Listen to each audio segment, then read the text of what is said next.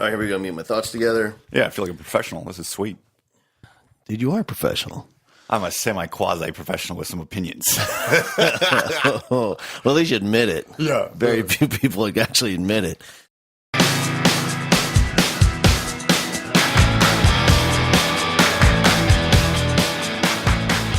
All right, here we go. Teaching a Rockstar podcast. And today, man, today's a little different. Today, we got Chucky D. All right, Chuck. Yes, sir. Say your last name for me. Dertinger. Dertinger. Yeah. Dude, that's manly. Yeah, it's German. Here's the thing. Chuck Dertinger. Now imagine growing up and a kid in the class is named Harold Melville Bowman IV. How embarrassing is that? Oh, man. I know. And I got Chuck Dertinger sitting next to me at 6 foot, whatever you are. Yeah. And I'm 4'3". Oh my God. All right. But your personality is 6'6". That, you know what? Here's the crazy, funny you said that, dude. Just the last gig I did, I came off a stage and this dude is freaking out. He goes, "Oh my God, dude, you are so short." I'm like, yeah, of course I am. And he goes, "Man, I mean, when you're up there, I thought you were like 6 foot." I said, "No, dude, that's I got like 6 foot of charisma and 5'3.5". I just got my NPC card, and they have a height card now. Yeah. 5'3.5". Really? Yeah, I shrunk. I used to be 5'4". Dude, I think that they would give you the short end of that stick. I think you're a little taller than 5'3.5". Well, here's the thing. Let me ask you. When was the last time you were 5'3.5"? How old were you? Oh, shoot. Truthfully, I grew pretty quick, maybe grade 6. Oh my God. I remember I was 5'9" in grade 8. Yeah. Yeah, I was a pretty tall kid. Man. Not me, dude. I quit growing in about 4th grade. I was done. Did you start growing a beard, though, in 4th grade? But 8th grade, I pretty much had something going on. Yeah. All right, so here's why to this one's different. This one is different is because, you know, a few months ago, I made a commitment. I asked teachers out there what they were interested in. You know, I do tons of professional development, but on the personal side, I asked teachers if you could pick anything to improve in your personal life, what would it be? And I mean, it wasn't 100%. It was probably 99. Yeah. Was something about it was some form of lose weight, get in shape, feel better about the way I look better. I mean, it was all like form and variations of that. Right. So I thought, all right, let me put together something for these teachers. And it's been a few months, you know, honestly, in the making. And here we are. So my goal is to start putting out some content every couple of days. Sweet. Valuable content that teachers can use to make a difference in their lives in terms of how they look and how they feel. And it'll be everything from recipes to this sort of stuff where we talk and share ideas, success stories, some transformation stories. And we're going to put those out every few days and see if we can get some content out there that helps somebody. Sure, yeah. And brother, that's why you're here. Appreciate it. Yeah. All right. So what we're going to talk about is a few topics, and we made a list that we're just going to brainstorm on. And one of the first things I want to talk about is the new year, because the new year represents a new beginning, and everybody goes to, all right, here's my resolution, and everybody on their sheet of some form of resolution is going to be get in shape. Yes. And here's what happens. You and I both know. I'm going to make a decision. Here's what I'm going to do. I'm going to get in shape. All right. How am I going to do it? I'm going to join Planet Fitness. I'm going to go to the bookstore and buy a book on a diet, maybe the grapefruit diet. I don't know, the lemon cleanser. I don't know, the cabbage fruit diet. Yeah. I'm just one of those things, and I want to stick to it. Yeah. And that happens till about January 4th. Yeah. And then the whole thing falls apart. Right. So, man, what's been your experience? Because, you know, what you bring to the conversation is just years and years and a mountain of experience and clients that you've worked with who have been successful starting with a new plan and sticking to it. What's the key, man? Right. I think there's a lot of keys to it, to be honest with you. I think that everyone has the best intentions when they start off on a health journey, if you will. The difficult thing is, today, I feel that people assume you need to go in 110% to make any kind of change. Yeah. So they flip a switch and they go, okay, well, I'm not exercising at all right now. Well, I better exercise 5 times a week. Oh, well, I don't I'm not eating as well as I should. So they drop all the foods that they're normally eating, and then they go to chicken and rice and broccoli, and they eat that 3 times a day in a Tupperware container. And yeah, you can do that for a set period of time. Some people longer than others, a week, 2 weeks, a month, maybe even up to 4 months. But the difficult thing is if they're not habits that you enjoy, how do you ever expect to do them long term? Health is a lifestyle choice. It's not a start and stop thing. And that's the difficult part, is because I think when people make New Year's resolutions, they pick a start date. Yeah. So they're like, oh, January 6th is my day. I'm gonna make it count. By picking a start date, you inherently pick an end date. Because your mind goes, oh, I got to start something, I got to stop something. If you go, in my opinion, if you go, hey, this is a lifestyle choice, I want to be healthy for me, then you realize it's a lifelong journey. So it's not about being perfect every day. Dude, I love that whole distinction of, it's built on a presupposition that if there's a start date, inherently, even maybe it's subconsciously, right, there has to be an end date. That's what I'm thinking. And then when you couple that with this, you know what it is? It's human nature and the relationship between people and deprivation. At some point, man, it's going to come crashing down. Right. I think, and we call it discipline. Yeah. But really what it is, and what I have seen, and even my personal, and for me personally, it's this deprivation and discipline.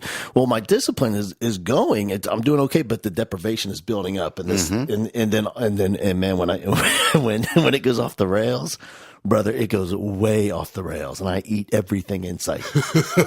And that is very, very common, right? Yeah. It's the idea that people go, okay, well, I've had a piece of pizza. Well, since I've already messed up, quote unquote, messed up my nutrition plan, I'm going to really make it count.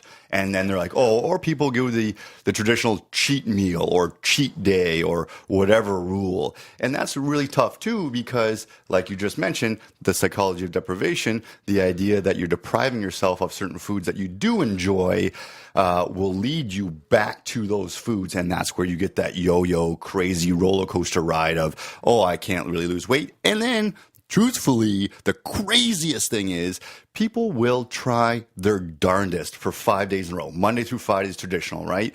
And they'll make a tremendous amount of effort. A lunch and a dinner out on the weekend is enough of a change to almost wipe out 5 days of good nutrition. And that's really hard for a lot of people to understand, because it's like, I tried hard for 5 days. Why does 2 meals going to literally negate all my efforts? But that's the power of food.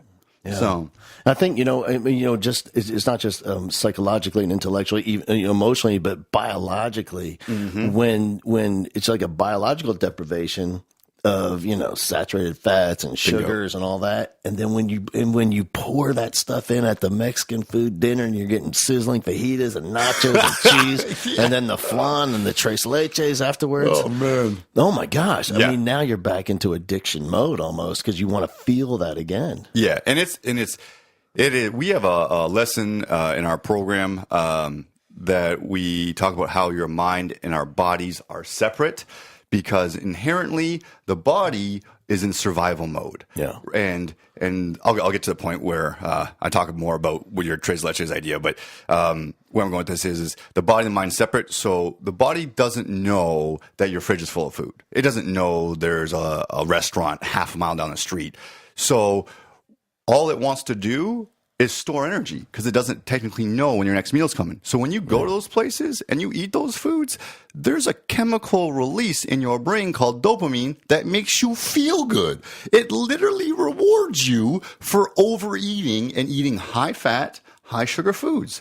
And so you feel on a hormone level, you feel great. But then, 4 or 5 days down the road, you look in the mirror, you're not feeling so great, and then you get that imbalance and that self-argument of, oh, I really like these foods. I know they're not necessarily in line with my overall health goals, but I'm having a really, really hard time not having them. Yeah. Over time, it's just not sustainable. No. Yeah. Consistency is the key. Yeah. And truthfully, at the end of the day, if you're choosing foods the way nature made them while trying to avoid foods the way man has made them, you're doing yourself pretty good justice. That might be the key right there. Like that for one of the keys. That's a huge one. Yeah. And for me, like especially on the New Year's Day resolution, the other key is making the distinction between what I want to do and what I'm going to do and what's happening on the next day and who I need to be to make that happen. Yeah. Because oftentimes we get caught up and just focus on the what.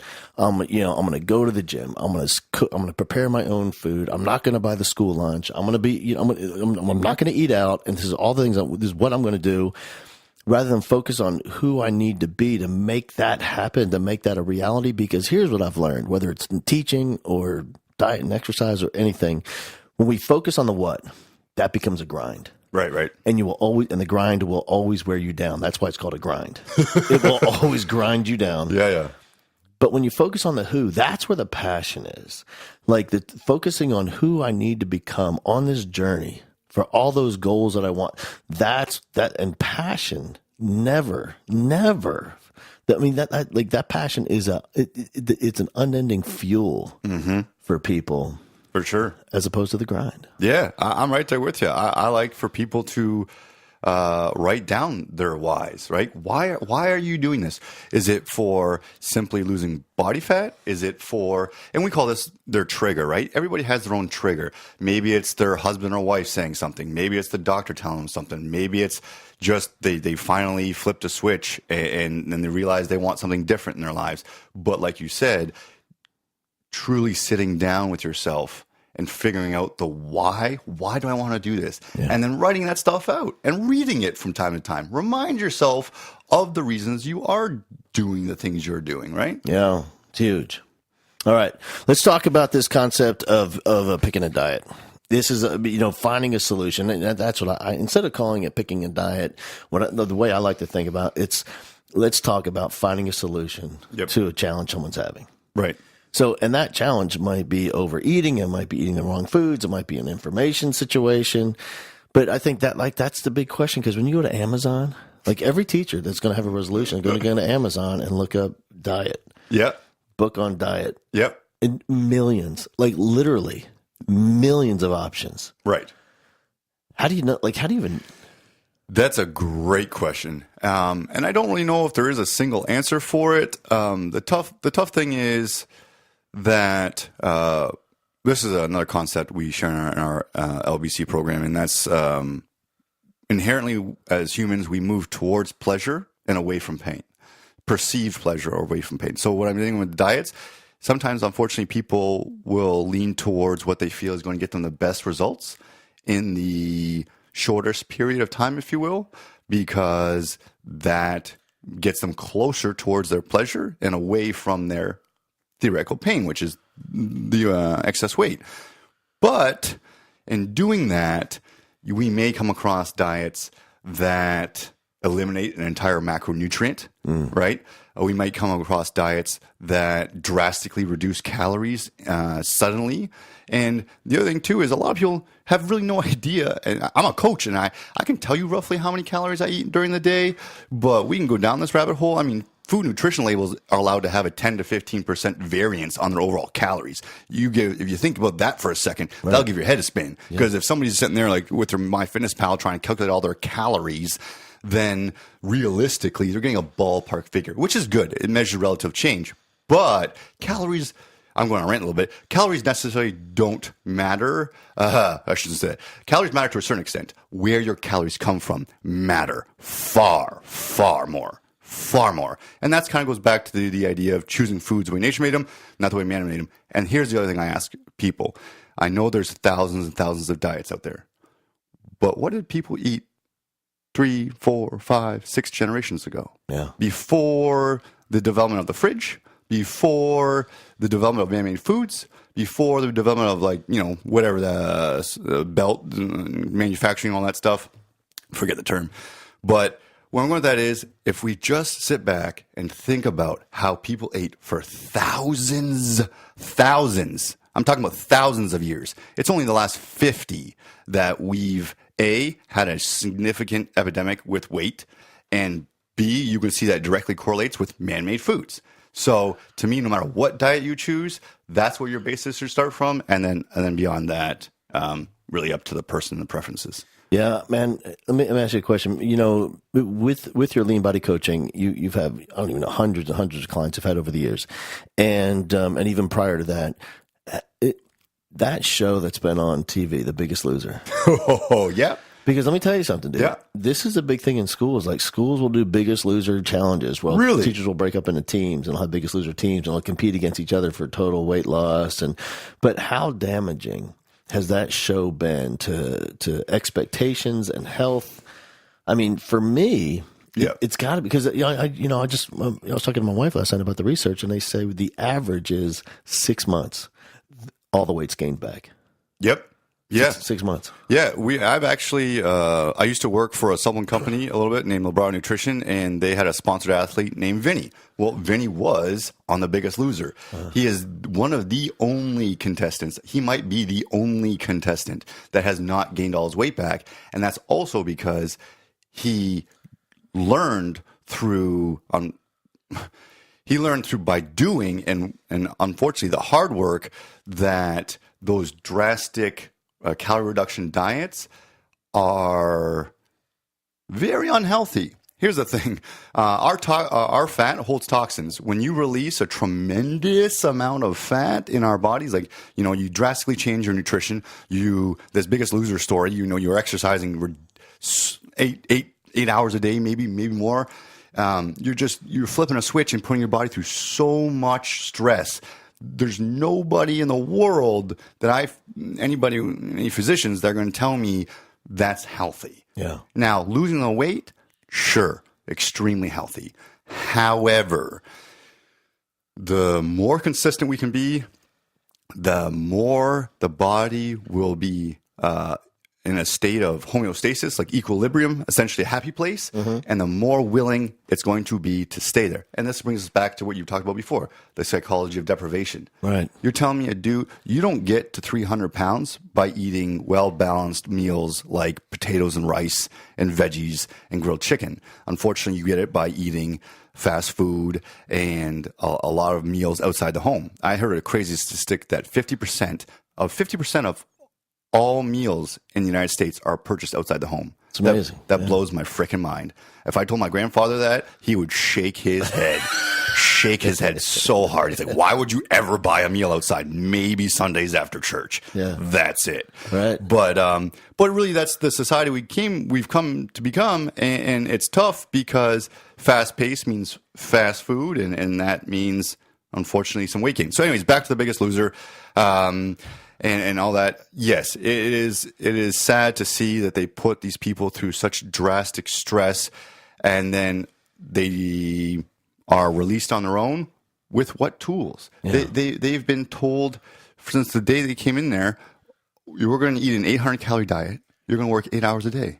Okay, cool. What happens when you leave? Are you supposed to work out 8 hours a day and eat 800 calories for the rest of your life? Yeah, you're getting donuts within an hour. Yeah, nobody is going to be able to maintain that. No. Health is a lifestyle choice. It is, sure, we can have bouts 3-4 months where we want to really kick it up. Maybe we're going on vacation in 6 weeks and we do a little extra exercise. Mm-hmm. But I can promise you that true change is going to take at least 4 to 6 months to start developing. Yeah. To hold on to it as a lifetime. Yeah, so I think that's the expectation issue that is a challenge for so many people, because of course we all want results right now. We hear these stories. I mean, she lost 20 pounds in her first 10 days, and and I think what the goal is setting up a realistic expectation of what should I be looking at. And like here's another thing. A lot of people really don't have a set of metrics in place where they can measure. So they don't, it's hard to tell. Like, I mean, is it working? I mean, is anything happening? Like, sure. Is it like, can't see anything different. Right. It's been 4 days. I don't, And so what you're saying in your experience is it's really a 4 to 6 month process until we see absolute evidence of not just change, but real lasting change and now you're on your way on a lifetime journey. Yeah, I would agree with you there. I think it could be a little shorter than that, depending on the person, because there's obviously all different parameters. But I do feel for sure minimum 3 months. And And that's 3 months of consistency. That's the tough part, is like you said, we expect to see change in a matter of days. And then if you do see change in 4 days, great. Then you get that jolt of positivity. But let's say you go out that weekend and you have some dinner and you come back and now you gained a pound.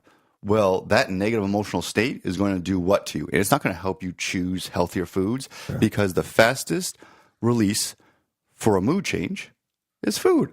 You get stressed? Food. Drive home? Had a hard day? Do you want to make dinner? Nope. I want to pick up food. Yeah. Food is a mood changer. Since you've been a baby, you cry, what does your mom do? Give you food. You're a kid, you're complaining.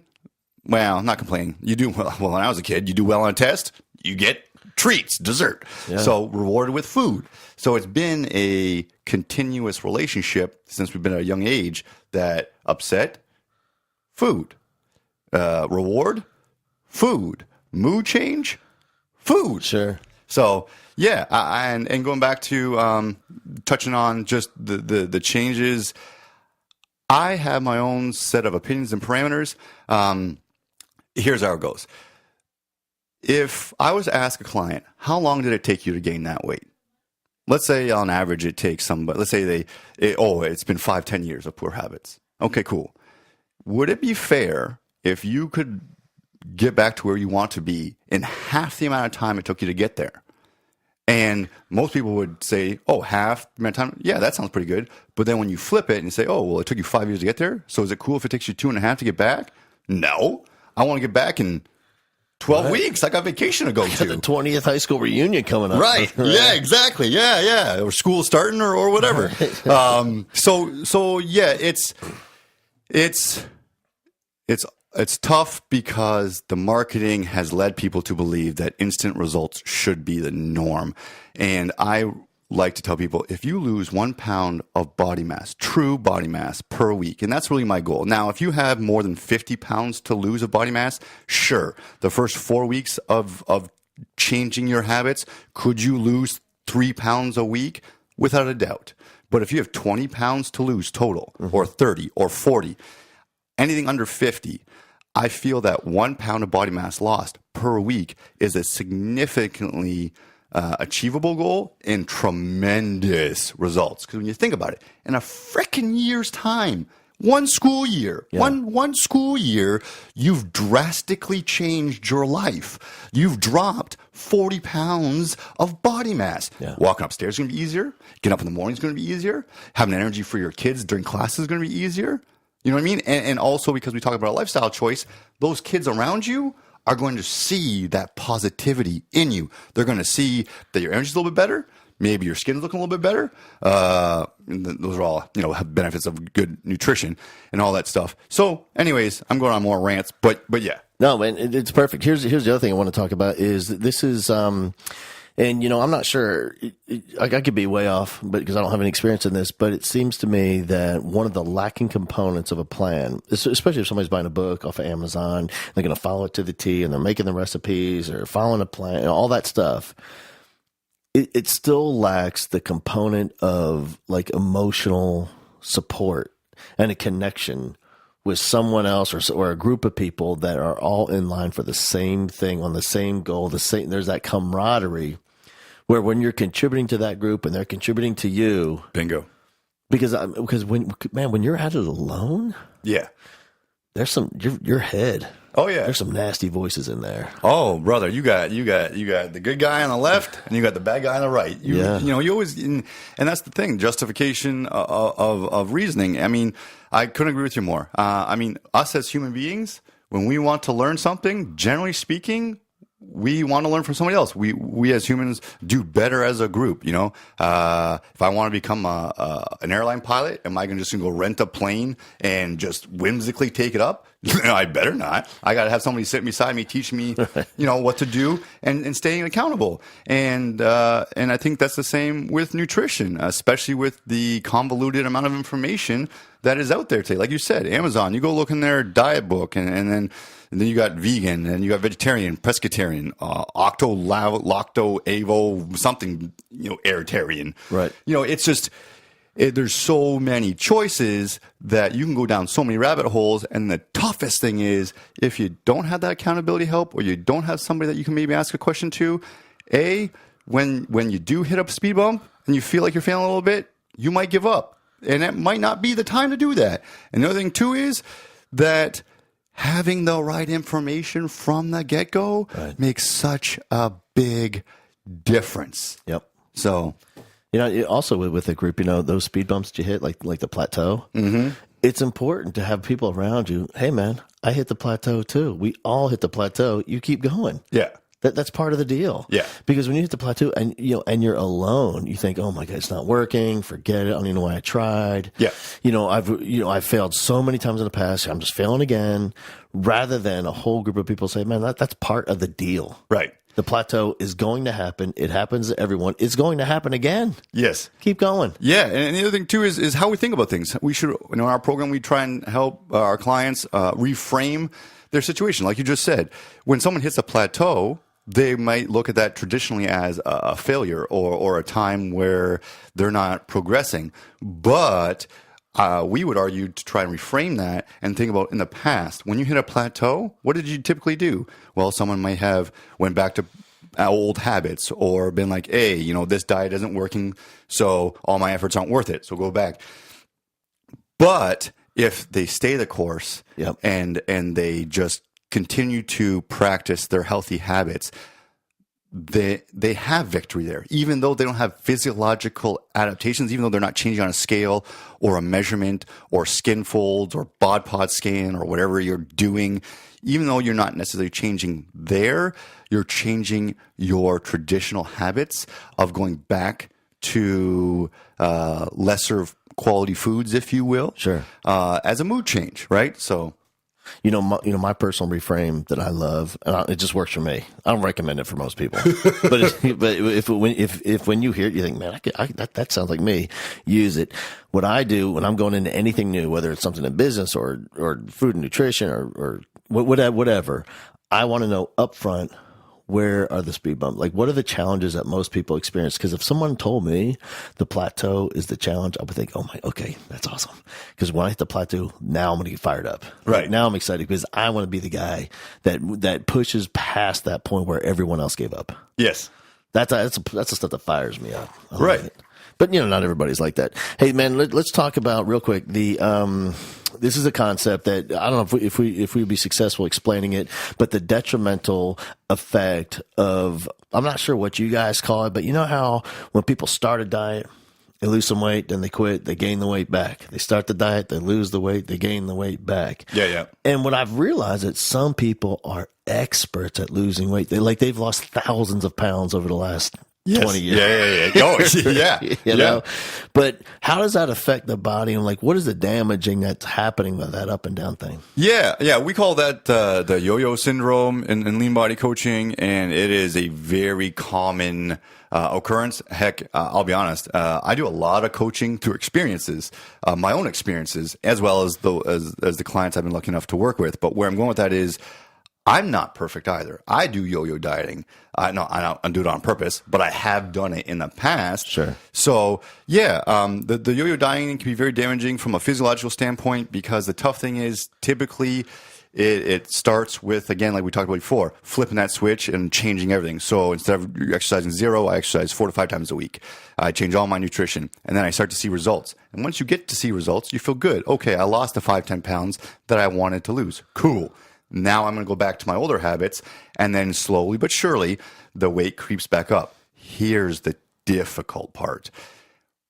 By choosing a calorie deficient diet, or choosing, let's say, quote unquote, a more extreme protocol, if you will, of losing the weight, and this brings us back to another point we talked about before, where my goal is to lose about 1 pound of body mass a week. Mm-hmm. If you're losing more than that, there's a good chance that you might be losing some muscle tissue. For sure. Right? And also, you might be throwing your body for a loop on consistency with your calories, right? Mm-hmm. Like if you're used to consuming 3,000 calories, and we don't have to know your calories, but let's say the average American consumes 3,000 calories a day, just for argument's sake, and then you go down to 1,200. And then you go back to 3,000. Your body doesn't go, oh, and let's say they typically do this over a 3 to 5 week period, maybe more, 3 to 8 week period, whatever it takes somebody to lose the body mass that they want. By doing that and then switching back, you're telling the body, hey, I'm going to go into this starvation mode for a while. I want you to lose as much body mass as you possibly can. In the process, we're going to eat up some of your muscle tissue. And then once you get happy with where your weight is, whatever that scale says, you're going to start to go back to eating the way you used to. And the body's going to go, ooh, I haven't seen these foods for a while. I better store them as energy because I don't know when the next time that this guy or girl is going to start feeding me the proper amount of calories again. So then the body goes, whoop, stored energy is the goal because I'm not eating enough calories. So you store more fat. And the tough thing is, I see this time and time again. Someone who comes in who might be 180 pound female who wants to be 140. She's been going down to 160 and then back up to 180. And when she started the whole journey, let's say her lean body mass was 110. When she comes in, her lean body mass is 95, but yet she still weighs the same because it's the tough up and down. The body likes consistency. So what happened was when she lost the weight, she didn't just lose the fat, but also she lost 15 pounds of muscle. When she gained it all back, 15 pounds of muscle didn't come back, just more fat. So it's a higher percentage of fat. Bingo. You still weigh the same, but your body fat percentage is higher. Here's my theory. I got a working theory. Cool. Because I'm old. I'm about to, when you're old, you get to have theories. Sure. So I'm about to turn 51 in a few days. And at my age, people turn 40, 45, 50. They talk about how much harder it is to get in shape, how much harder the metabolism slow down. I hear all these things, right? Here's my theory. When I was 25 and last quarter century, that's 25 years. I have added a significant amount of muscle to my frame. Sure. Most people have, over the last 25 years, have lost a significant amount of muscle on their frame. Yeah. So my theory is maybe, I don't know if the metabolism slows down at 50, like your body knows, okay, just turn 50, flip it off, but maybe it's the fact that they have their body, the amount of muscle on their body has deteriorated and atrophied to the point where, because of the lack of muscle, their metabolism slows down as a result of that physiological difference. Sure. I'm right there with you. I think that your theory is right on, and I think that in all theories, there's always outside factors too. Let's think about habits. 20 years old. Do you figure that you're up, walking around, doing more things, more active, and just more active in life, going out with friends, going for walks, exercising, socializing? When you're 51, do you still have the same habits? Nah. Generally not. Dude, I'll see a sock on the floor and I'll really think about whether I'm going to pick that thing up or not. I'll think about, man, am I really going to squat down and get that? Forget it. I'm old. Yeah. Or, instead of taking the stairs, you're taking the elevator every time. I mean, there's all different things. But going back to your muscle idea, yes, the idea that the metabolism goes down is physiologically true, but the level of it going down is so small compared to what most people think. Oh, my metabolism's shot. No, your metabolism's shot. Your habits are shot. Yeah. You just, it takes time, but it's amazing how much our habits can shift over a 1, 2, 3 year period without us really realizing it until we sit down and start writing stuff down on paper about things we should be doing versus things we're doing today. Yeah. I think probably the first area when teachers ask me about getting in shape or whatever, the first thing I always say is, man, you have to prepare your own. You have to take your food with you to school. Yep. That's critical. I'm talking your snack. Yep. I'm talking your lunch. Yep. I'm talking even your snack in the car on the way home. Have that prepared first thing. Yep. That's the most important key. But I think people get overwhelmed with this concept of this, surrounding meal prep is the time. I just don't have the time to prepare all those meals. Right. Yeah. I'm sure you hear it. Oh, shoot. It's the number one thing I hear. Yeah. Yeah. It's just time and effort. And again, it's habitual shifts. You go from someone who spends maybe an hour or two once or twice a week making some dinners, and then they pick up lunch every day, and breakfasts are simply a bowl of cereal with some milk or something, and then you go and you ask them to start preparing meals for 4 hours on a Sunday. It's such a habitual shift that for some people, the hurdle seems to be quite large, but after 2 to 3 weeks, everybody who does it starts to see the shift. They start to say, wow, I actually have so much more time that I'm not spending 20 minutes to go to the place for lunch and then 20 minutes back to work, right? And then I have to order your food and pick it up and all that stuff, even on the way home.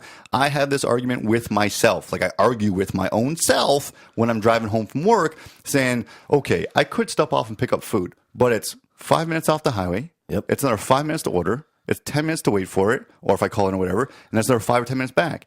Realistically, it's taken me 25 minutes to a half hour, even though you don't think about it, right? Because your mind's busy, you're doing stuff. Well, when you're at home, the idea of preparing a meal for 25, 30 minutes seems strenuous or more chore. I don't know. I don't call it chores, but it just seems like it's a lot of time when in actuality it's not any different than picking up food. This is what you brought up a real good point earlier, and I'll use this one line in it. It's one that I tell myself and all of our clients all the time. When we prepare our own foods, we enable ourselves to use food as our control rather than food controlling us. And what I mean by that is... That's huge. Yeah. What I mean by that is you let your hunger dictate what you're going to eat. Yeah. Good luck. I'm a coach. I got a master's degree in science. I've been doing this for a decade. You let me go 6 hours without eating and you put me inside a restaurant? Oh, boy. Bring it on. Chef better get ready. Bring the menu. Everything is on it. Right. And so when we choose to prepare our own foods, we're allowing ourselves or we're empowering ourselves to use that food as our control rather than allowing our food, aka hunger, appetite, control our decisions. Yeah. So I think that's a huge take home for a lot of people is you get to control what's in your food. That's bonkers, right? Think about this. The average American is allowing 50% of their meals. Nutrition, right? The thing that fuels your body. Your health is based on what you put in your mouth. And you're allowing someone else to dictate what gets to put in your food. Yeah. No thanks. Especially, have you ever looked in the kitchen back there? Oh, brother. That dude's in charge of your nutrition. Yeah. Right? And I watch the news on Friday nights, and then you guys see this guy giving out awards to restaurants that do a good job, but then other ones that don't. You see these cockroaches and stuff. No, thanks. And then on top of that, I mean, the financial cost, you save money. The health, way better. You're going to control your health. Sure. You're going to control your energy. You're going to sleep better. Yep. You're going to be your physiological self is going to be better. I mean, I don't know anybody who could sit here and have a strong argument against why they should not prepare their own foods for health. And I understand like the time, but again, like we talked about before, right. You get your head if you can wrap your head around the idea that to create change, we need to change. Sure. Right? So we can't follow the same stinking habits that we've been following and expect change. So if preparing meals for 4 hours on a Sunday fed you Monday, Tuesday, Wednesday, Thursday, and then you did another little small prep Thursday night to hold you over for Friday, Saturday, Sunday. Yeah. Dude. Let me tell you something, dude. 4 hours. I get this thing down to, it's quick. Well, yeah, there you go. I'm a master at this thing. Yeah, because I've been doing it so long. You know, little tricks like cutting chicken with scissors instead of. Oh, I love the scissors. I love the scissors. You know, that's like you cut down 1/30 at a time right there. But I'll get the grill going, I get the oven going. I got sweet potatoes happening over there. I got rice in the cooker. I got 5-6 different things going on. Broccoli steaming. Yeah, I've been into Brussels sprouts. Weird lately. I've been into that. So I've got 4 pans going, the grill going, the oven going, all things going.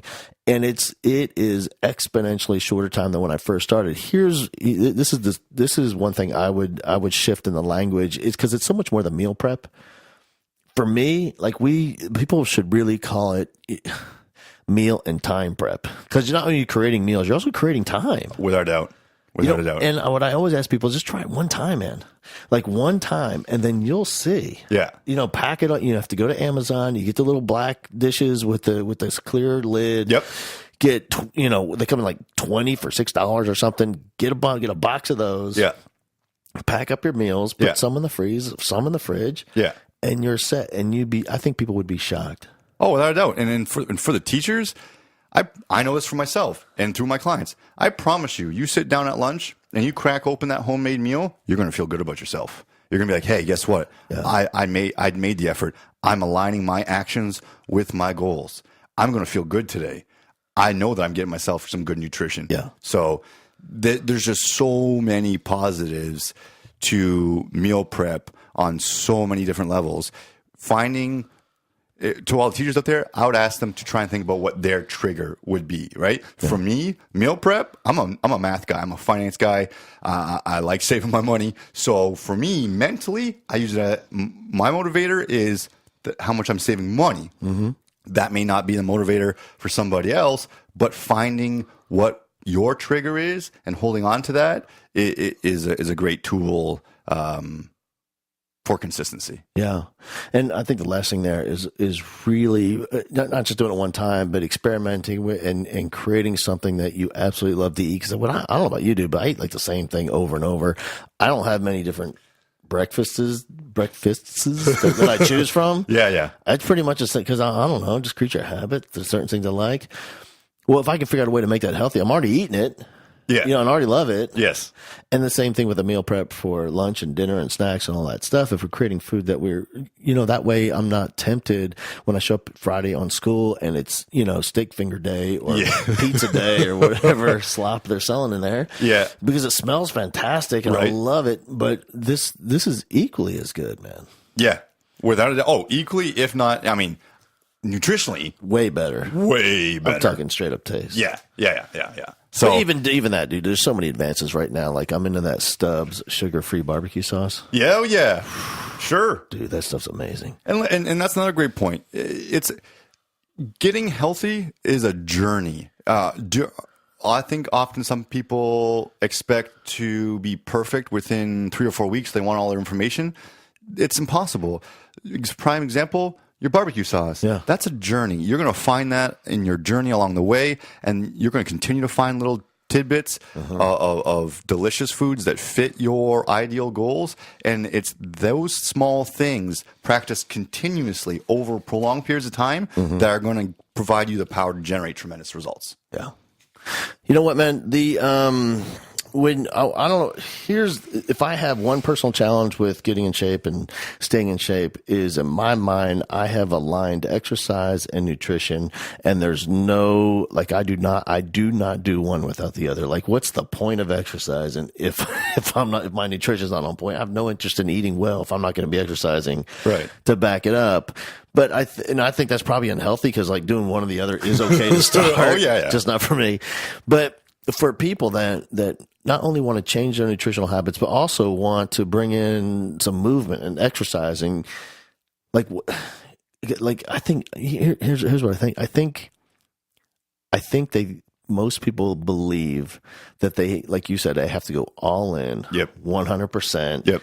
And they look online and see some crazy CrossFit thing happening, and and the worst part is some of them show up and actually try that, and then they get injured out the chiropractor.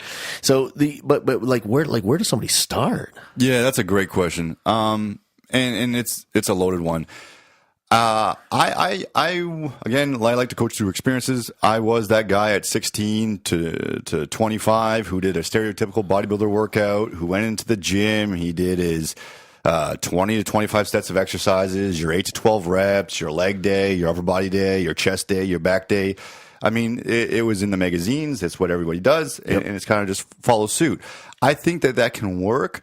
However, I unfortunately feel like a lot of people feel that's the only way, or exercise has to happen inside the gym. Now, if stepping inside a 24-hour fitness or a Planet Fitness or any big box gym in the United States helps motivate you, all the power to you.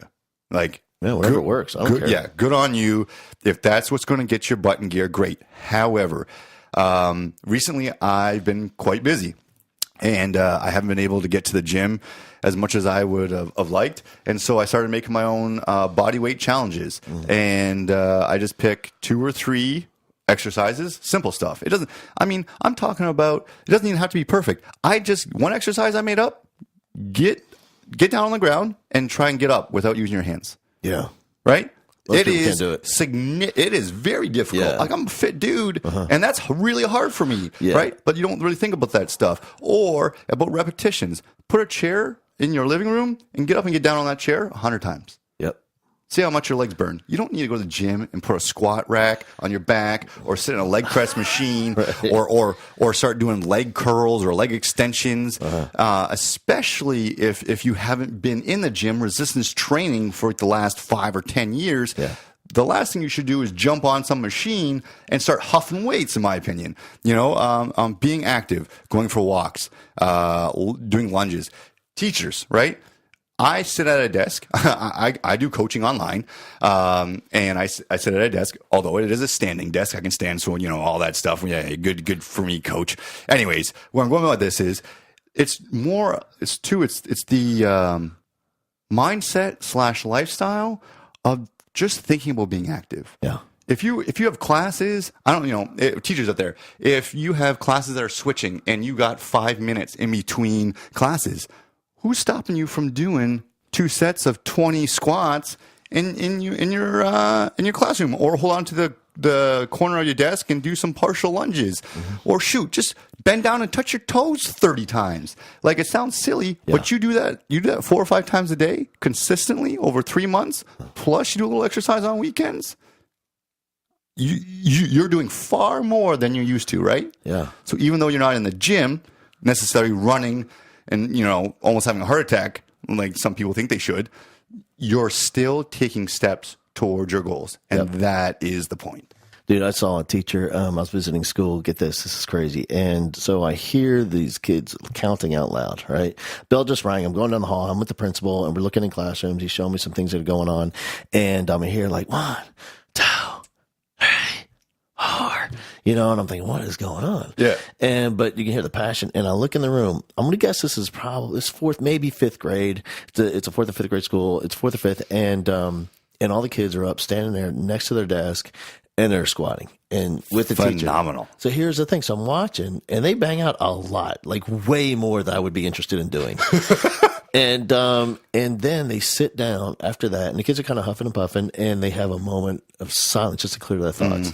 And they sit there quietly with the teacher in front. She sits down on her chair in front of the class, and they probably sat for maybe 2 minutes in absolute dead silence after they did this warm up. Yeah. And then she begins to teach it. And I'm telling you, man, these kids were crazy engaged. Yep. They got all that energy out, Yep. And it was phenomenal. I've never seen it before. It is awesome. Before I take on, in our program, we offer video chats and phone calls once a month, and then emails are unlimited, right? So once a month, I'll talk to clients on the phone or video chat. Every time before I have a ritual. 15 minutes before my calls, I'm doing push-ups, I'm doing lunges, and I'm usually doing some kind of jumping jack, exactly what the kids are doing, because it just helps wake up the body, right? Like, I think it'd be awesome for all teachers to do some kind of ritual like that in some sense to before the class started, because it unifies the community, right? Unifies the class. It's a great way to, like you said, kick up your energy. And then the silence is genius. I didn't even think of that, because it helps you bring you back down and focused. I mean, that's phenomenal. Right. Phenomenal So habits. the pulse is up, the heart's still pumping, but now they're focused and ready to learn. Here's let me share a couple things. One is, you're talking about in home. You don't need to go to the gym. There's a teacher online. We used to teach next door to each other. One of my, years ago, I don't even know, 20 something years ago, her name's Carrie Brandon, and she posts videos of herself working out in her kitchen or her living room or laundry room, wherever she is. Yeah. She's killing it. Like, I'm talking like hardcore working out. Nice. Just everything you can imagine that you would do with a personal trainer or something. I don't know if she has videos or whatever she's watching or how she's doing it. Yeah. But and I think posting those videos keeps her accountable, you know? Without a doubt. And here's the other thing I was going to share. This is kind of caveman-y. It's kind of cavemanish. I'm already liking it. Yeah. This is the part where people disagree with me. I have another theory. Here's one of my old man theories. I have a theory that if you're going to be happy, truly satisfied in your life and excited and fired up about things, there has to be some component of physical struggle. Where and I think it goes way back to our caveman DNA, where there has to be some energy of overcoming a physical goal. Yep. That's part of happiness. And I think a challenge, and where I came up with this, I was hanging out with a whole bunch of really successful business guys, and they're all gazillionaires. They all have successful marriages and homes and cars and travel. They have everything, but so many of them were not depressed, but there was something missing. Yep. My theory is they've been successful in everywhere in their life, but because of the lifestyle they lead in business, they don't have a physical struggle. They're not putting forth a physical energy that makes them struggle and feel the pain and overcome it and keep going anyway. I think that's a key component to happiness. I like your caveman theory. It goes right in line with my philosophy of, what did people do thousands of years ago, right? Yeah, right. It's or hundreds of years ago. Wrestle a saber tooth, man. Right, like, it was a hunter-gatherer type atmosphere. Even in 1850s, everybody was growing crops. You're active. You're standing all day. You're not sitting. It's just so different. And I think that we have to realize the human body has been succeeding for so long in a physical manner that when we take the physical out, just like you said, there is going to be a change in the physiology of the human being, which correlates, I think, and I agree with you, to happiness. Yep. Because exercise, when you exercise, 9 out of 10 times, people will tell me that leaving the gym, they feel great. Yep. It's like they hit that wall. It's like a breath of fresh air. It's almost they can breathe in more oxygen type thing. You don't really necessarily always feel that way when you walk in the gym, but it's amazing that you can feel like that when you walk out. Yeah. It's huge. Yeah. And that like adding that one component, but again, there's the time thing.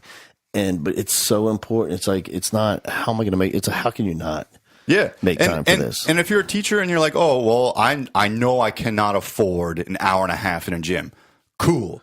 No problem. Yeah. Can you afford 10 minutes? Can you afford 15? Can you afford 20? Figure out what you can afford and start there. Can you run, let's say a mile, right?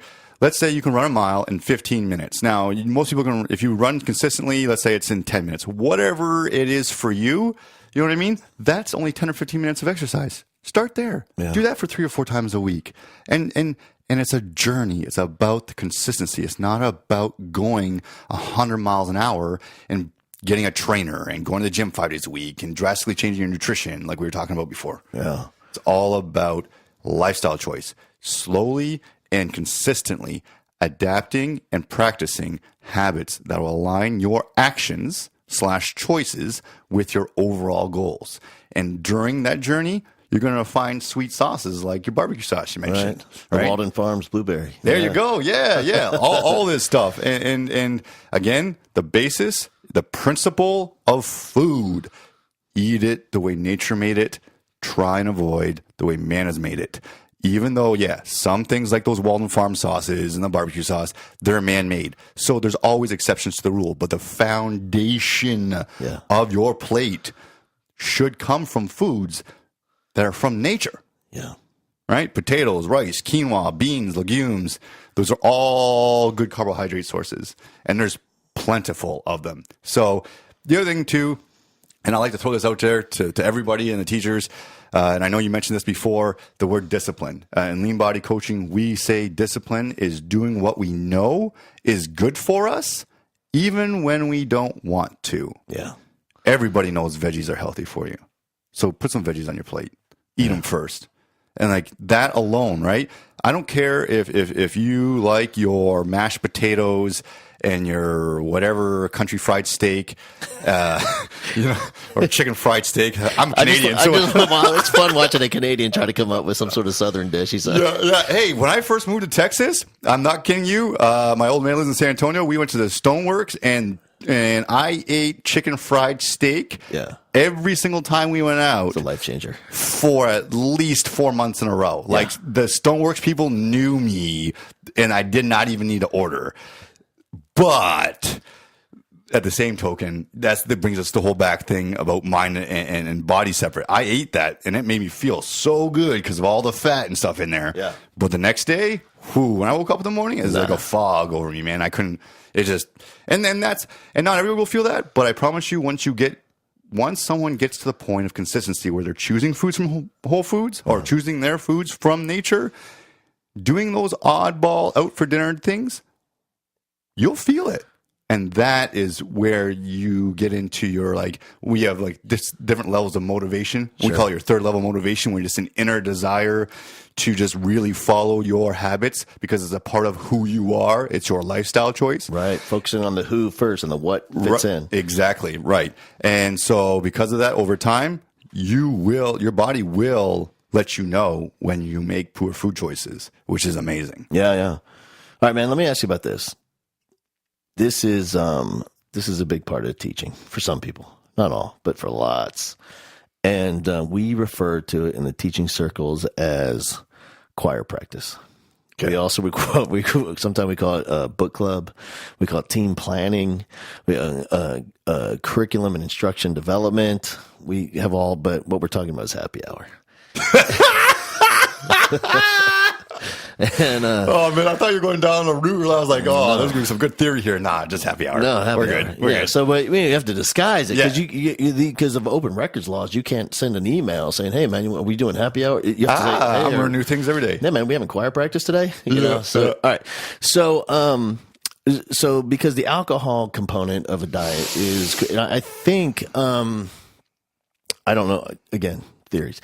I think it might be we underestimate the power of that sugar molecule or whatever it is. I don't even know the names, but in alcohol and how that works against us when we are on a new nutritional plan. For sure. Yeah, it's a dangerous slippery slope. In lean body coaching, we never eliminate anything, but we do ask people to make better bad choices. And they can do that in many different ways. The frequency you do something, so the amount of choir practices you go to. You fit right in.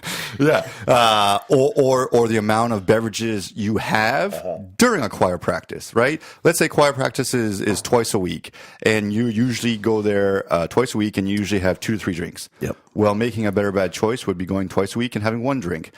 And here's the reason why. Unfortunately, like to answer your question, alcohol is something that is extremely high in sugars. Sure. And then you also have alcohol sugars. So when we consume things that are just straight sugar, it spikes our insulin. Insulin is a hormone in our body that helps upregulate nutrients. The difficult thing is like it's like you have a bucket, and if the bucket is too full, the bucket fills up with your foods, right? So you go to happy hour, you order some food, you're feeling great, your bucket's pretty much full. Now you're ordering a beer or a glass of wine.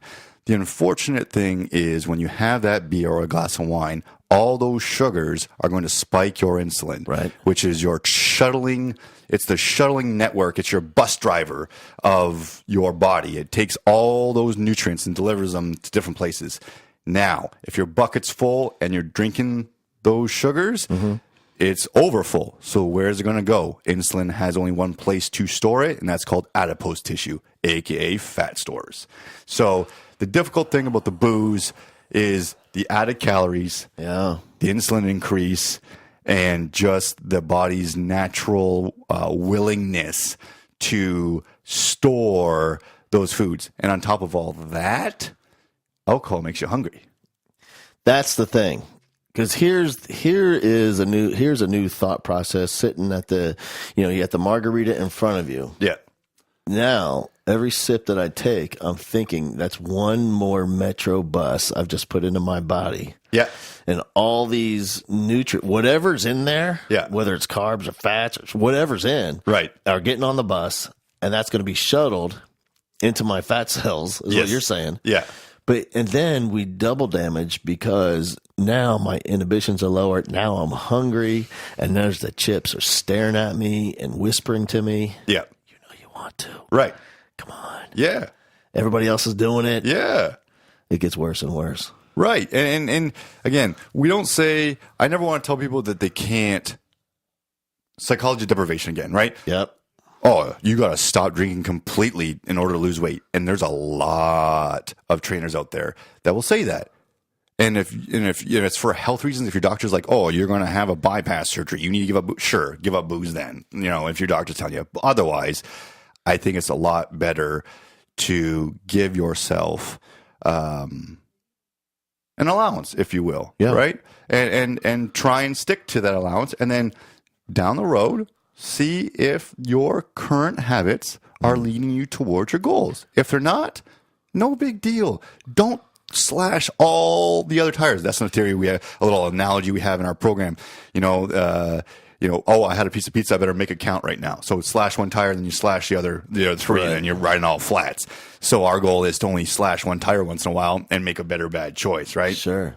So back to all that, it's just we never say no, but we just try and chip away at our current habits until we start to see the physical changes that we want in ourselves. I think the typical adult psychology also is, and here's the crazy, it doesn't matter your level of intelligence or your level of experience or your level of maturity even. There's still part in the mind where if someone says you can't. Oh, yeah. Oh, you're telling me I can't? Yeah. I'm in charge of me. Right. You're not in charge of me. I'll be making my decisions, and I choose that I can. Yeah. There's some on a subconscious level. I think it happens for everybody. Yeah. Yep. No. So eliminating those absolutes, yes, I think is critical, man. Yes, and it's funny you mentioned that. Just this week, we have a cohort in our program going through, and they're covering a lesson called want tos versus have tos. And the amount of times we go, oh, I have to eat less, or I have to drink less, or I have to do this. No, you don't. You want to do it. I have to go to the store. No, you don't. You can pick up food. Yeah. Shoot, 50% of America, 50% of meals for all Americans are bought outside the home. It's not true that you have to go to the grocery store. I want to go to the grocery store. I want to consume one less drink. I want to order my side salad or my salad with the dressing on the side. Small but consistent habits practiced over prolonged periods of time will generate tremendous results. Which is like the perfect metaphor for what's happening in the classroom, because that's what we always say with kids. Like, we think we have to have this mountain. We really, convince ourselves we need a mountaintop moment experience, this aha revelation. The angels come out, the whole thing with a kid to make it. It's not about that. It's making these tiny little steps, man. One tiny little step each and every day. Right. That leads to this monumental shift in this kid's life. Bingo. It's like that iceberg theory. You see the iceberg on top of the water, and it's like this little blip, and then the iceberg under the water is so massive. Yeah. It's like often we only see the top. So the top is like that transformation of that person, right? The iceberg, the top of the iceberg is that transformation. Oh my goodness, look how drastic that person changed over a period of time. But we don't always pay attention to all the stinking work that went into that. Just like with the kids at school, right? One kid goes from a D student all the way up to a B plus student. That's not going to happen in 2 weeks. That's going to happen over a long period of time. And even in 2 weeks, if he or she's grades are getting better, I promise you that was from 4 or 5 months worth of, I need to pick my socks up, or I'm going to get some extra help from a tutorial or a teacher, or maybe the teacher stays late at class. I don't know, whatever. Yeah. But that's where I'm going with it. Yeah. I think that's the unfortunate truth. And all of us, no matter the goals, health, fitness, financial, I think we have to try and realize that the journey is the win. Yep. I love it. All right, man, let me ask you this. If, because there's some teachers out there that are thinking, man, I'm fired up. I'm getting this thing. I'm kicking it off. New Year's Day. Well, no, they're going to be hungover. So this New Year's, the second day of January, I'm killing this thing. I'm getting my Tupperware. I'm getting my food prepped. I'm going to get, all this stuff in place. I'm getting the Pilates, whatever they're going to do. I'm going to walk around the block. What would you say, like in your experience, because you have some crazy successful clients and that have been through all these this transformation is really what it is. Yep. What would you say are some of the key components to their success? Sure. I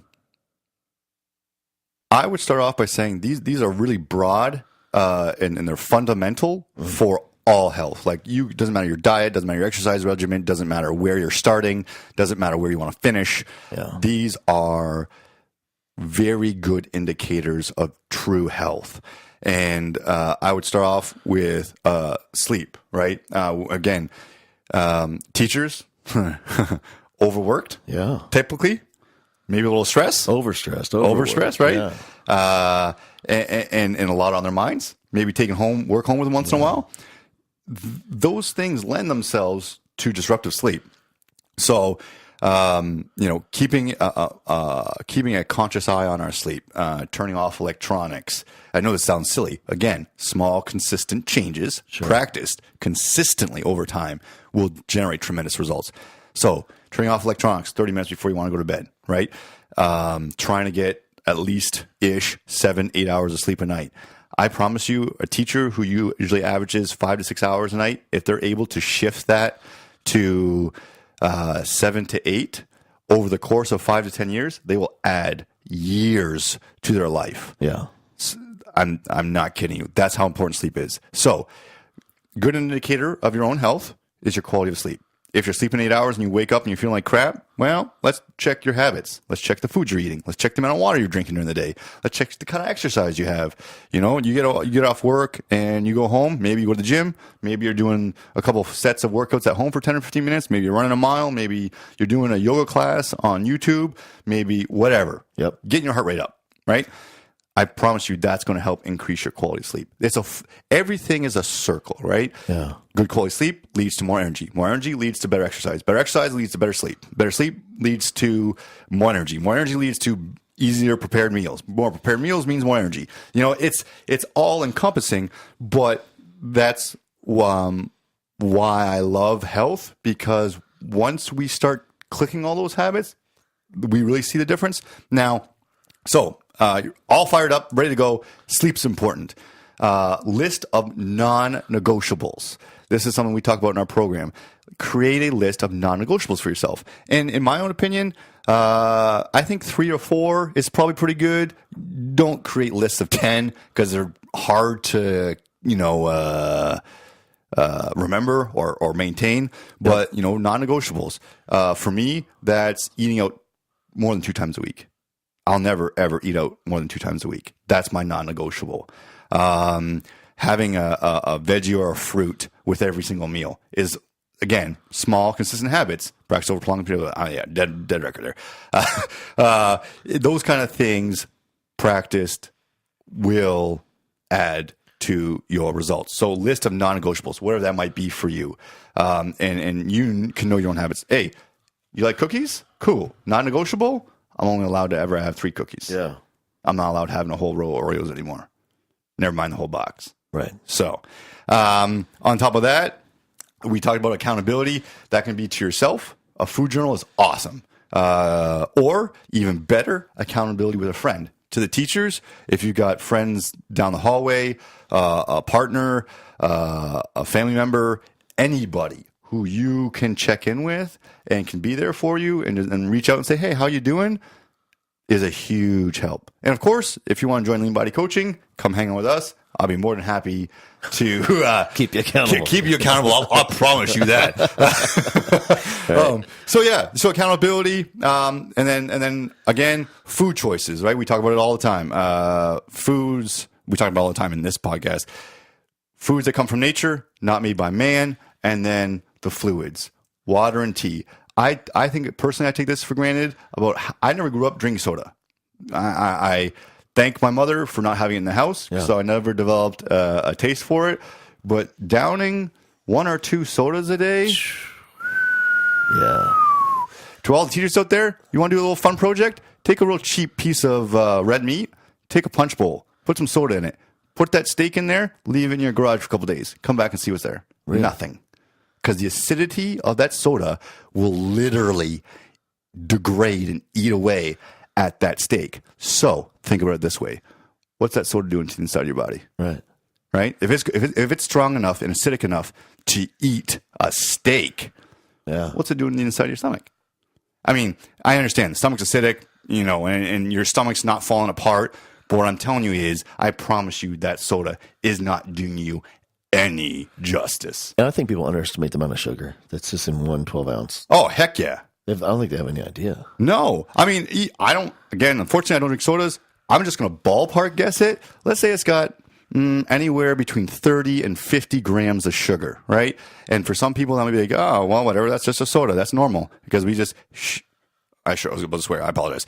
Powerades, same thing. Yep. Powerades have like 64, the larger ones, 64 grams of sugar. Right. Sure, if you just ran 10 miles, by all means, have a Powerade.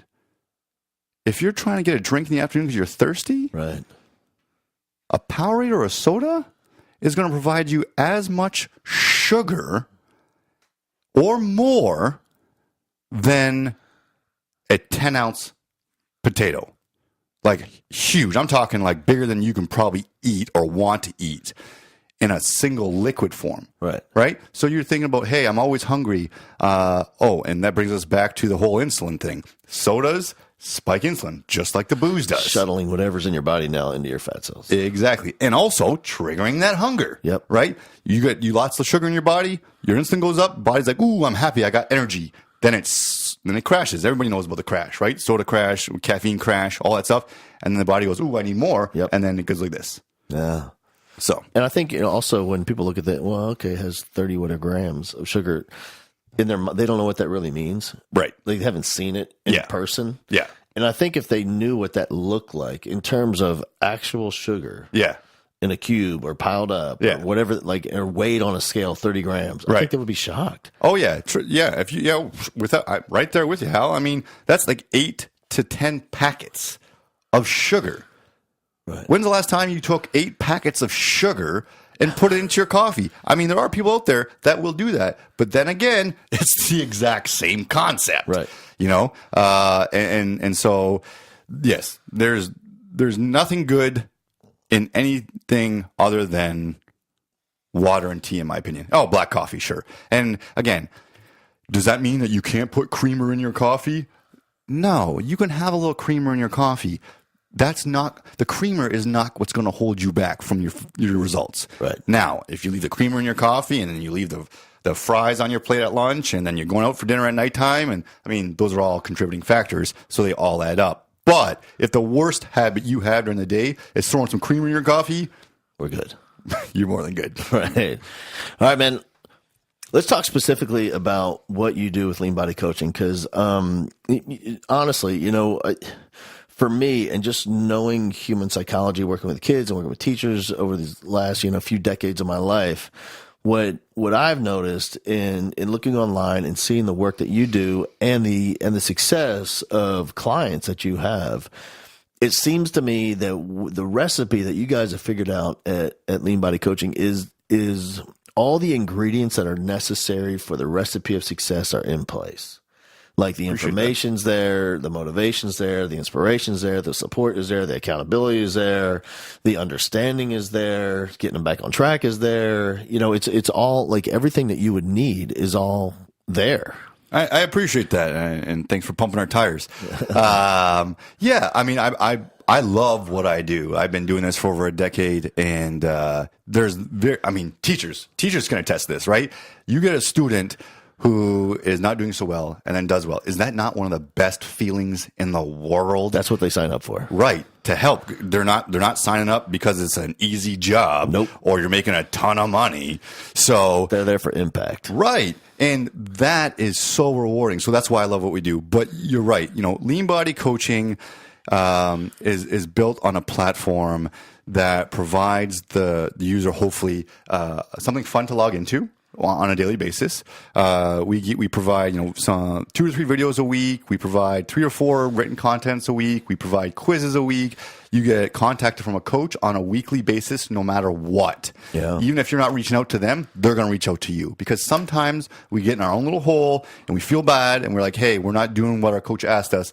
And this happens more often than not, that I got to pull it out of people. They feel ashamed that they haven't been perfect. You got to be kidding me. That's exactly when I want you to reach out to me, is when you're not doing well. Because I have nothing. I don't get to spread my coach wings and fly when you're doing well. Right. I just give you high fives and like, way to go.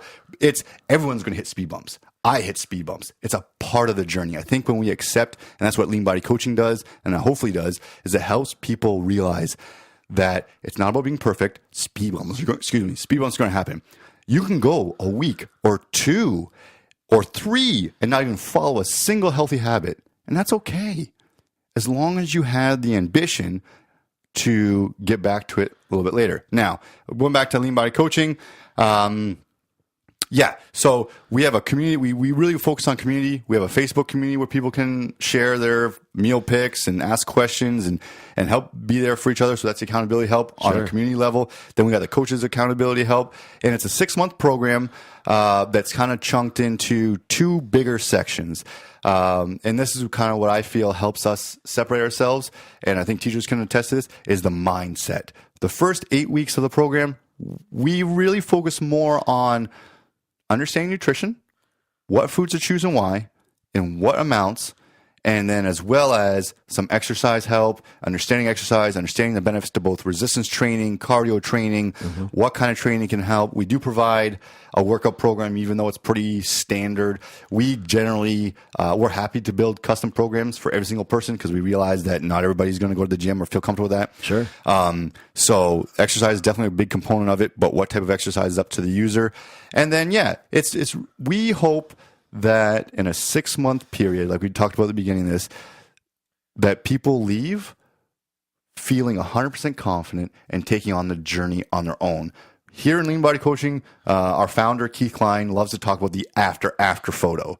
In magazines, we see the before and after. But what happens to that person 6 months 4 after 6 Biggest Loser? Exactly, right? Yeah. And that's an extreme case, but that's so true. And that brings us back to that Yoyo Syndrome and that whole circle deal.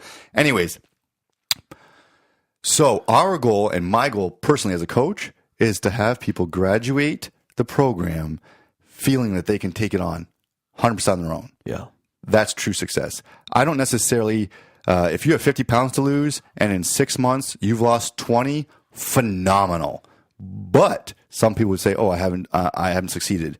You have succeeded because now you know all the tools, all the habits, and you've been practicing them to reach your goals. So when they leave, 95% of people acknowledge that they now know how and have proven to themselves they can achieve their goals. That's, I think, the biggest win factor for me, is the realization that you can do it.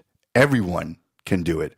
It's just having the right information, the right way, over a set period of time, which I think is 4 to 6, like we talked about before. I think it's fair to say 4 to 6 months to give yourself an honest effort, not 4 to 6 weeks, not 2 weeks before vacation. And at the end of the day, we're there 24/7. We try our best to provide whatever a client could possibly need in terms of exercise and nutrition. That's the power for me, man. Well, there's a couple of things. One is that the individual attention that a coach can have with because everybody's different circumstances in their life, right? And they think no one has it as hard as me because I have this and a part-time job and 2 kids, and But then you can say, well, that's funny because we have 6 other clients just like you in that same boat. Here's how they do it. And the other thing that I personally love about the program is looking at it is if I was looking for something, I would feel such a relief knowing that I found it.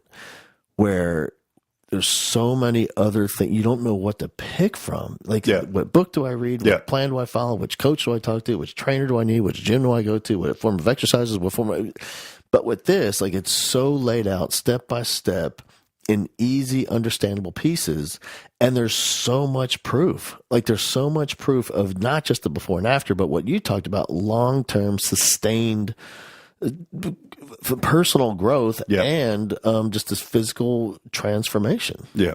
Actually, you know what? I went on a little rant there. I'm going to go back. Sorry, I forgot a part. So the first 8 weeks, we talk about more food, nutrition, exercise. The next 8 weeks is a 24-week program, right? Yeah. 6 months. The next 8 weeks, we really, really do a great job. And I get all the credit to Keith Klein because this is his life's work, is the mindset. The psychology of deprivation, which you mentioned before. It is the want tos versus have tos idea. It's realizing that all frustration is rooted in unmet expectations. So when we set those expectations of ourselves, I'm only going to succeed if I lose 3 pounds this week. You're setting yourself up for failure, not for failure in the sense that you're not going to lose the 3 pounds. Setting expectations. Why? Set expectations to your habits. Yep. I don't need to step on a scale when I know that I'm preparing my foods and doing what I can. Because if we're doing everything we possibly can in our current state of knowledge to work towards our health goals, what difference does it make to step on a scale? Yeah. It doesn't. No, I get it. I love it. Right? So, but yeah, so the first, and that only brings us to 16 weeks. And then the last would be 8 weeks. Yep. We really kind of fine-tune things. We start talking about sleep patterns and getting more into the science and healthy sleep things that we talked about before. We get into things like possible stretching protocols and just more fine-tuning. Also, the last 8 weeks is where the coach and the client really get to fine-tune that individual's unique journey. Yep. No one is the same. Nobody wants to eat the same, not necessarily want to work out the same, may not have the same amount of time. I have some clients that like to sign in once a week and they spend an hour and a half and they just cover all the materials. I've got other clients that like to sign in every day.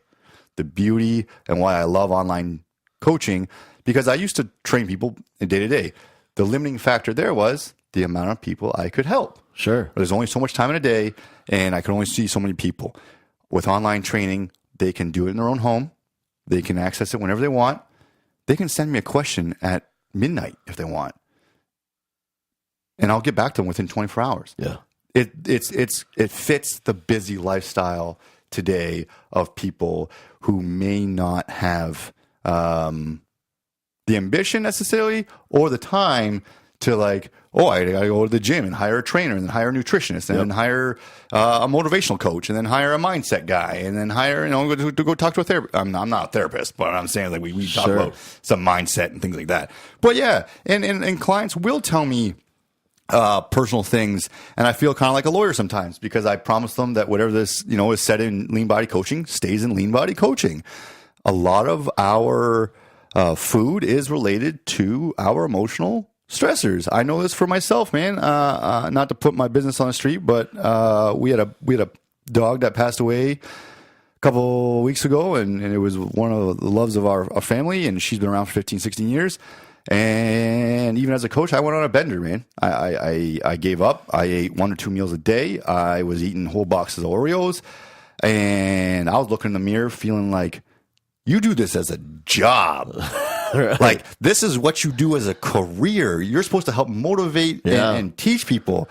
And I felt really bad. But at the same time, I don't. Because that's life, man. Like, not everyone's going to be perfect. Coaches aren't perfect. And it's picking yourself up and using the tools to realign your goals and see the positivity in things like that, you know, and reframing things. And as funny as it sounds, you know how I reframed it myself? Her name's Bella. I go, what would Bella want me to do? Would Bella want me to sit here and sulk and choose things that are making me feel crappy and then hurting others around me? Because if you eat crappy food, you're not going to have energy, you're going to be grumpy, you're going to be short-tempered. At least I am, and all those things. So anyways, all I'm saying is it's okay to hit speed bumps. Yep. It is 100% healthy part of life.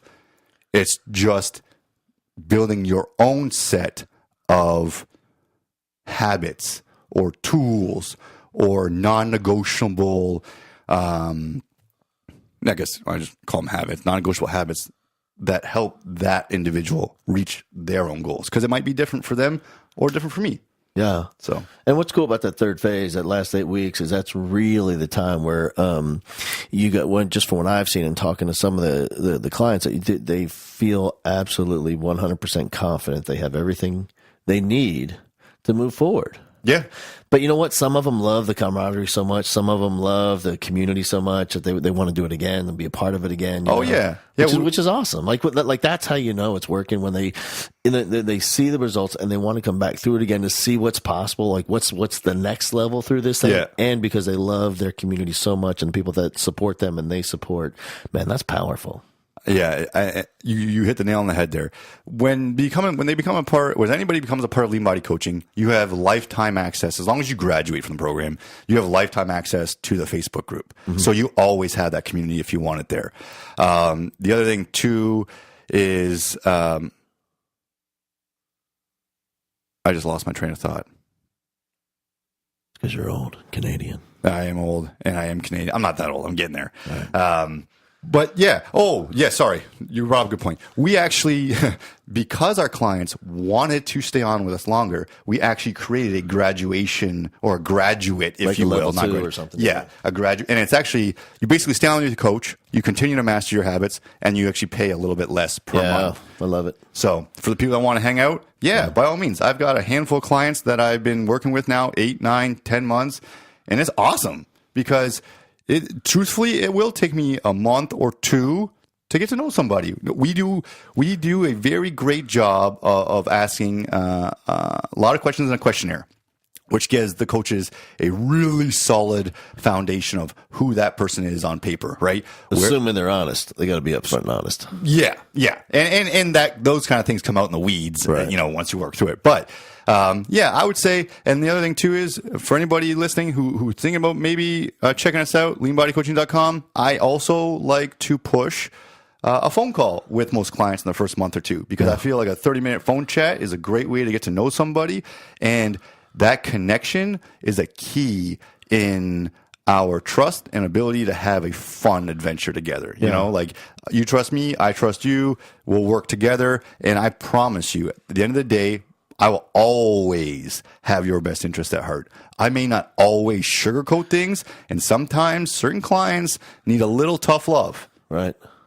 But that's up to the coach, and that's up to that relationship. And some people like it, some people don't, or some people rather not have that, and that's up to the individual. But anyways, I'm going a little more on rants. But yes, overall, we love and feel very fortunate that our clients actually want to stay with us for a longer period of time than the 6 months. Yeah. I think the sugarcoating thing, man, what it is some clients need it and like it. Other clients just need it. Yeah. Not necessarily like it. Yeah. They still need it. Yeah, agreed. Yeah, because I'm thinking sometimes when it comes to making a major transformation in someone's life, it's not about giving them what they want. It's giving them what they need. Yeah. And sometimes what we want is sugarcoated and it feels good, but what you need, that's where the change happens. Yeah. And this real smart man once named Hal Bowman told me it's you got to ask your clients, you got to tell them, the more you give, the more you're going to get. Right? It's true. The more you put into lean body coaching, the more you put into your health, the more you're willing to be a part of the community, the more you're willing to reach out to your coach, the more you're willing to try and adapt new habits. And not all habits are for everybody. You don't have to follow all of them. You only have to follow enough that fit your lifestyle to help you continually take steps towards your goals. Sure. Anyways, so back to it. When entering anything, any challenge, you should ask yourself that. Yeah. It's the same thing with teaching. When I find a teacher who's struggling emotionally, they're just not there anymore. My first recommendation is go support another teacher. Because when you go help another teacher, somehow in your life, everything turns around and become more inspired because you've inspired someone else. And so we become that which we give away. So if you're feeling like you're not courageous in this decision you're about to make to get discipline and change your life, you have to encourage enough other people, and therefore you become courageous. Yes. And that's what I think the community that you guys have built, I think that's the power, man. is because, well, if someone feels that they're slipping, you know what the key is? Get online and support other people. Yeah. And you won't slip. Right. Because you bring in your life all that which you give away. Yeah. Hey, you just hit the nail on the head again. You know why I'm out of the slip I mentioned earlier about the 2 weeks and eating all the crap food is because of my clients.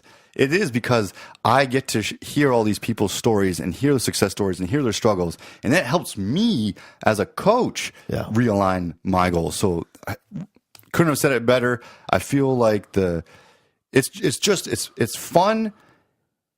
I'll just put it that way. It's fun being a part of community, man. It's a whole lot more fun trying to take on a challenge with other people than trying to take it on yourself. Yeah.